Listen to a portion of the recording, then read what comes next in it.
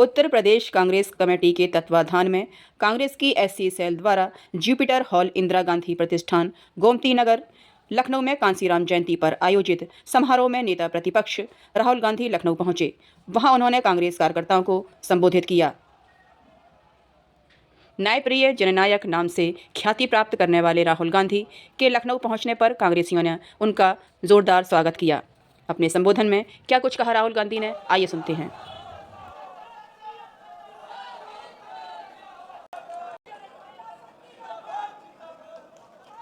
और साथियों, अब वो घड़ी आ चुकी जिसका आपको बहुत दिनों से इंतजार था। मैं अनुरोध करूंगा न्याय योद्धा राहुल गांधी जी से कि वो मंच पे आकर के अपना विचार रखें। न्याय योद्धा राहुल गांधी जी।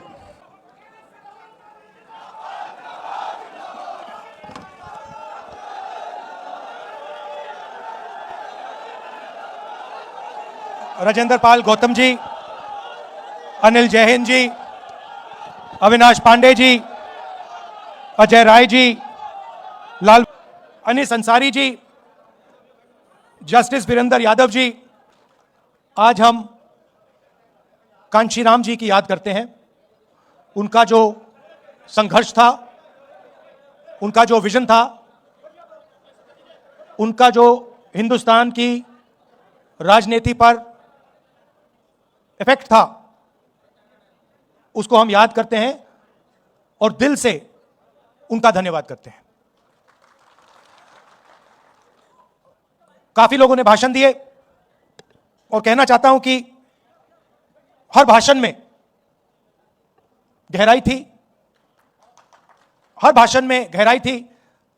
लोगों ने अलग अलग चीजें कही।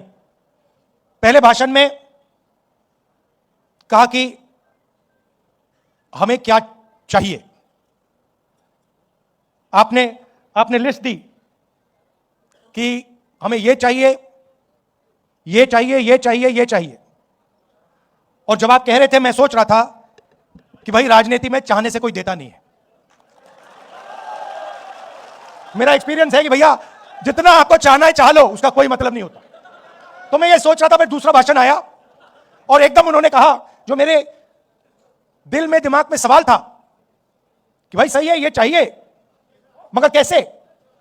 उसका जवाब आया, आपने दिया, गौतम जी ने दिया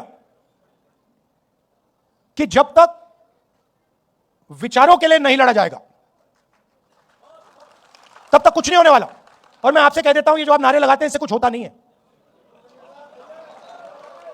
ये कि भैया राहुल गांधी जिंदाबाद, इससे कुछ होता नहीं है। इससे मतलब पता नहीं अच्छा लगता होगा, मगर इससे कुछ होता नहीं है। होता कैसे है? गौतम जी ने कहा जो मन बना लेता है कि ये जो हो रहा है इसको मैं एक्सेप्ट नहीं करने वाला हूं।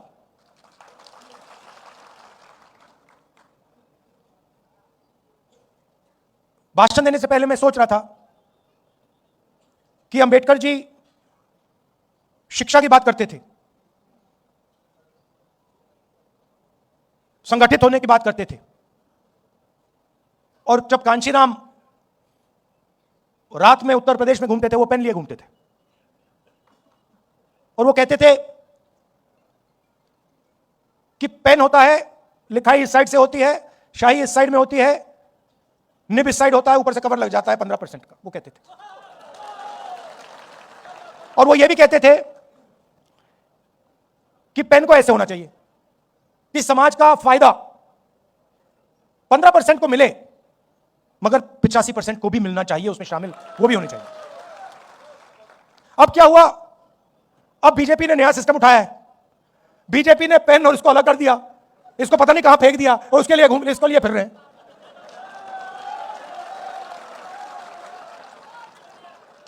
मतलब जो पहले रास्ता था जिस पे हम चल रहे थे,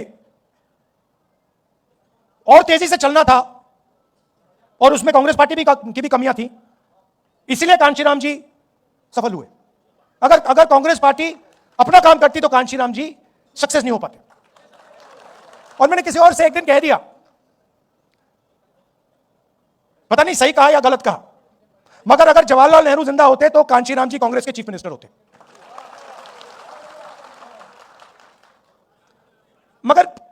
कहने का क्या मतलब है? राजनीति में दो तरीके के लोग होते हैं। एक कहता है कि मुझे ऐसा पेन चाहिए, दूसरा कहता है मुझे ऐसा पेन चाहिए। मतलब मुझे पेन ऐसा चाहिए कि सब लोगों को फायदा हो, समाज में कोई पीछे ना रहे, और अगर हिंदुस्तान में प्रगति हो रही है तो गरीब से गरीब बच्चा किसी भी वर्ग का हो, उस प्रगति में उसको शामिल होना चाहिए।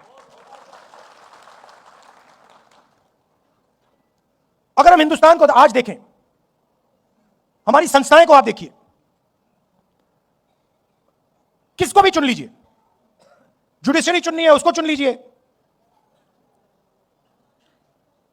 मंत्रिमंडल देख लीजिए, ब्यूरोक्रेसी देख लीजिए, शिक्षा का सिस्टम देख लीजिए, कॉर्पोरेट इंडिया देख लीजिए, किसी एक को चुन लीजिए और थोड़ी सी गहराई में आप जाएंगे तो आपको दिखेगा 85% उसमें कहीं है ही नहीं। आप जाइए, आज घर जाएंगे आप,